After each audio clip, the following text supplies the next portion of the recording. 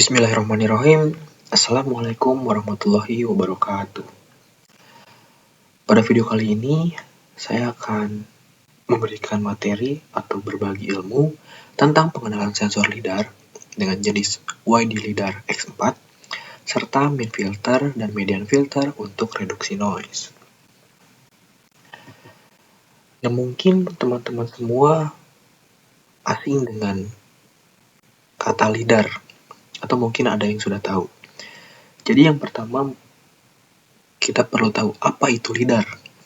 Nah, jadi lidar itu memiliki kepanjangan, yaitu Light Detection and Ranging, yang merupakan teknologi yang menggunakan sinar laser untuk mengukur jarak antara sensor dan objek di sekitarnya. Nah, lidar biasanya digunakan dalam berbagai aplikasi seperti pemetaan 2 dimensi atau 3 dimensi, kendaraan otonom, dan robotika. Nah, salah satu jenis lidar yang ada pada gambar di sini merupakan jenis yang populer, yaitu YD lidar X4. Kebetulan saya juga telah mencobanya.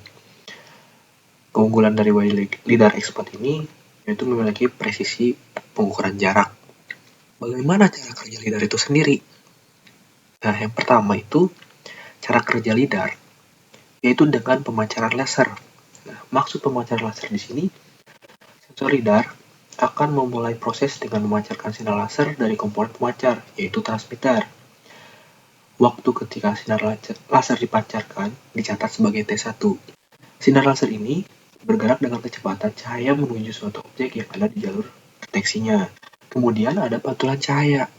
Nah, ketika sinar laser mencapai objek, atau pada gambar disebut obstacle, sinar tersebut dipantulkan kembali ke arah sensor. Pantulan ini kemudian diterima oleh komponen penerima, yaitu receiver, yang terdapat dalam sensor lidar. Kemudian ada pengukuran jarak. Jadi ketika waktu sinar laser yang dipantulkan diterima oleh sensor dicatat sebagai T2. Perbedaan waktu antara T1, yaitu saat laser dipancarkan, dan T2 saat laser diterima kembali dihitung sebagai T, yang merupakan waktu perjalanan bolak-balik sinar laser.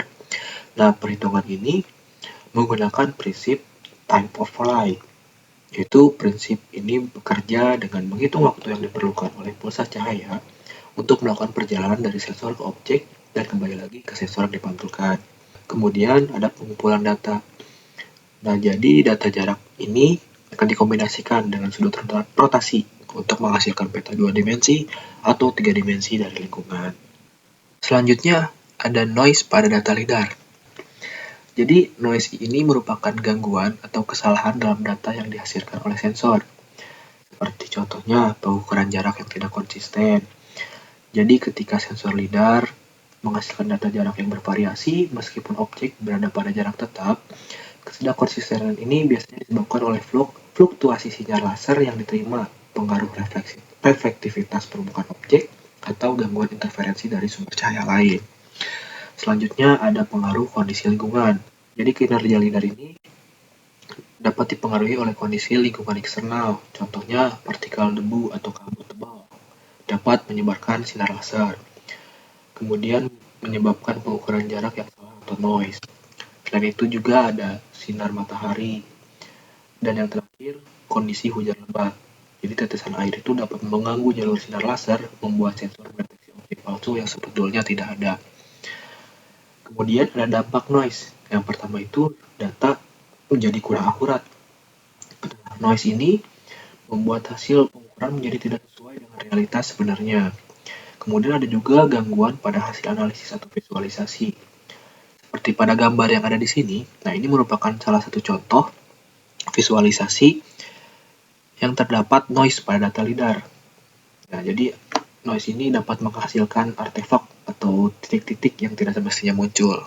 Jadi seharusnya pada gambar ini mungkin persegi panjang, tapi ada titik-titik yang menjorok ke tengah. Nah, itu yang disebut noise. Selanjutnya kita masuk ke teknik filtering. Teknik filtering ini sangat dibutuhkan untuk mengurangi noise yang ada pada data lidar.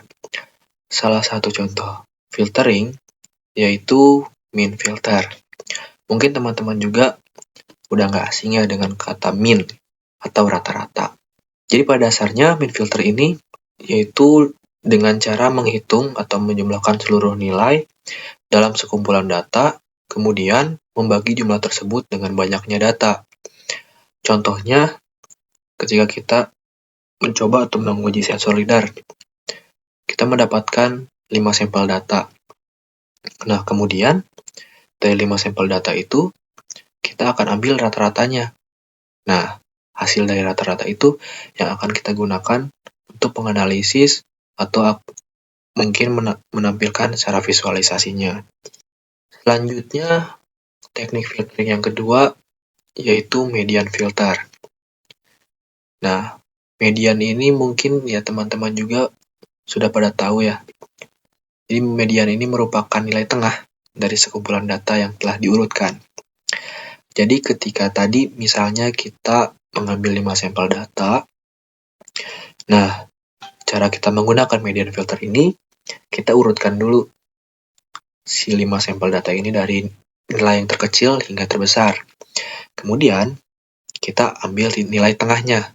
Kalau dari contoh tadi kan kita ambil 5 sampel, berarti nilai tengahnya yaitu data ketiga. Nah, data ketiga itulah yang akan kita gunakan untuk analisis lebih lanjut atau mungkin menampilkan visualisasi. Kemudian ada perbandingan filtering. Jadi, saya telah melakukan pengujian pada kedua metode filtering ini dengan mengabaikan kondisi lingkungan ya.